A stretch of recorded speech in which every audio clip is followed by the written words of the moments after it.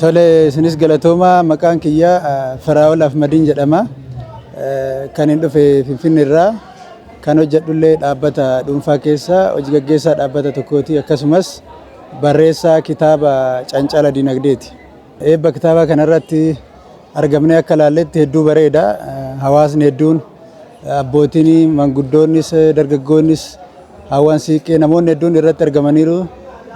Eebba kana wanti adda godhu namni hunduu gatiin kenna guddaadha jedhee eebba kanaaf gatii guddaa kennee gatii guddaa kennu qofa osoo hin taane barreessaa kanallee waan danda'uun yaadanis maallaqaanis deeggaruudhaan haala gaariidhaan bira dhaabbate waan ta'eef waan bakka biraatti illee muuxannoo irraa fudhatamu eebba baay'ee bareedaadha fi baay'ee nama hawwatu ture. Tole akkuma biyya keenyattu kitaaba barreessuun jira, barreessanii immoo maxxansuu deebisanii eebbisuun qormaata qaba maalii fi odeeffannoo walitti qabachuutu jira. Odeeffannoo walitti qaban sana deebisanii walitti qindeessutu jira. Yeroo fudhataa, humna fudhataa, maallaqa fudhataa, aarsaa hedduu gaafataa, itti yaaduu gaafataa. San keessa darbee immoo walitti qindeessitee maxxansuudhaafis baajata gaafataa. Erga maxxansitee booda immoo hawaasa biraan akkaataa itti geettu qormaata guddaa qaba. Keessattuu maxxansi afaan Oromoo yeroo askaluu kanatti afaan Oromootiin kitaabileen hedduun maxxanfamaa hin turre.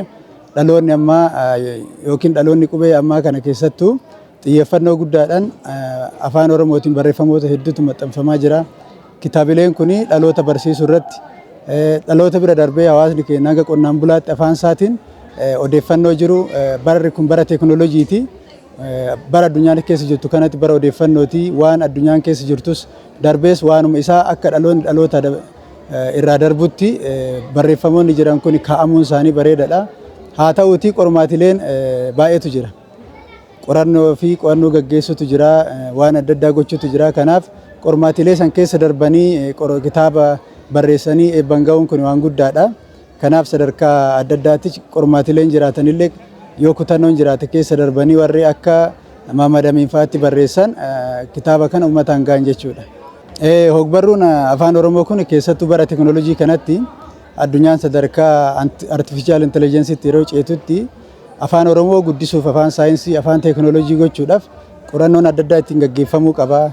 Kitaabileen hedduun kan gama dinagdee, gama siyaasaa, gama hawaasummaa, gama aadaa, gama aartii hedduun nu bira qofa darbanii sadarkaa addunyaatti waan addunyaan keessa jirtu kana addunyaa hubachiisan afaan kanaan yoo bal'inaan barraa'an guddina afaan Oromootiif qooda guddaa qaba. Addunyaa irratti afaanonni gurguddoon amma sadarkaa addunyaatti biyyoonni adda addaa itti walii galan sadarkaa kanaan guddatan jechuudha. Afaan barnootaa ta'ee afaan barnoota biyya kanaa qofa osoo hin taane sadarkaa adda addaatti afaan hojii ta'ee deebisee immoo afaan barreeffamaa afaan ittiin namni itti walii galu afaan kun guddachuu kan danda'u dhaloonni kun afaan kana ittiin barreessuu qofa osoo hin taane qorannoof qo'annoon itti gaggeeffamuu qaba. Saayinsii fi teekinooloojii keessa galee afaan kun akka bal'atu keessattuu dhaloonni ammaa xiyyeeffannoo guddaadhaan afaan kanarratti hojjechuu ittiin barreessuu ittiin gumaata adda addaa gochuun barbaachisaadha. Gama dubbistootaati yoo ilaalle akkuma uummata keenyatti akkuma biyya keenyatti aadaan dubbisuu baay'ee duubatti hafaadha. Maaliif bara keessattuu bara teekinooloojii kanatti miidiyaaleen hedduun jiru, waan viidiyoo gaggabaabaan jiru, barreeffamoonni gaggabaabaan jiru. Dhaloonni isarratti xiyyeeffatee gama sanitti yeroo duufaa jirutti kitaaba dubbisuun hanqina hin jira. Haa ta'uutii barnoonni guddaan kan irraa argamu kitaaba irraayi. Kitaaba keessatti waan guddatu dhokatee jira. Achi keessatti dhaloonni aadaa dubbisuu san gabbifate barnoota kutaa tokko kaasee hanga yuunivarsiitiitti namni yoo baratu dubbisaa achi ga'a.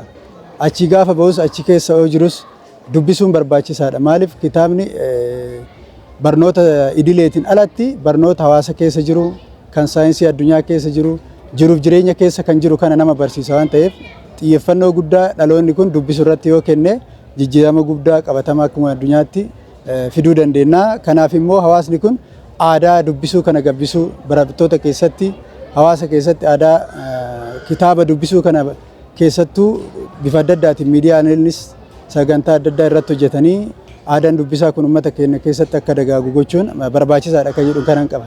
Dhaamsi ani akka nama tokkootti yookiin akka nama barreessutti qabu keessattuu aartiin afaan Oromoo guddisuu kan dandeenyu ittiin barreessuudhaani afaan Oromoo guddisuu kan dandeenyu qo'annoo adda addaa ittiin gooneeti. Afaan kun afaan teekinooloojii ta'uu qaba. sadarkaa teekinooloojiin amma irra ga'e kana wajjin afaan keenya saffisiisuudhaaf hayyoonni keessattuu dhaloonni amma afaan kanaan barates afaan qorannoowwan adda addaa afaan gargaraatiinis godhaman kan afaan birootiinis hin godhamne biyya kana keessatti jiran afaan oromootiinis afaan birootiinis barreessaa dhalootatti dabarsuun baay'ee barbaachisaadha.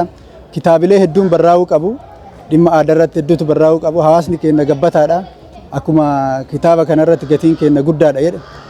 Gatiin uummata keenyas gatiin keenyas guddaadha. Gatii san baasuu kan dandeenyu immoo yoo gatii keenya beekne qofaadha. Gatii keenya wallaaluun immoo kufaatii agammaatti nurra ga'e kana keessa bu'aan kufaatii sanaa waan ta'eef kanaafuu gatii kana beeknee guddina keenya beeknee kitaabilee adda addaa barreessuu lammaffaa dubbisuu aadaa dubbisuu gabbifachuu manneen barnootaa keessatti akkaataa itti barattoonni aadaa dubbisuu gabbifatan magaalotaa fi baadiyyattis yoo ta'e manneen kitaabaa bifa gargaraatiin babal'isanii aadaan dubbisuu hawaasa keenya keessa akka babal'atu gochuudhaan kitaaba barreessuu qofa osoo hin ta'in dubbifamee hawaasa bira akka ga'us gochuun barbaachisaadha. Gama kaaniin immoo barreessitoota sadarkaa adda addaatti barreeffama barreessan kana humna isaanii yeroo isaanii qabeenya isaaniis itti dhangalaasu waan ta'eef isaan ummataaf waan gumaachan sun ummata bira akka ga'u ummannis abbootiin qabeenyas caasaan mootummaas qaamni hooggansaas xiyyeeffannoodhaan akkaataa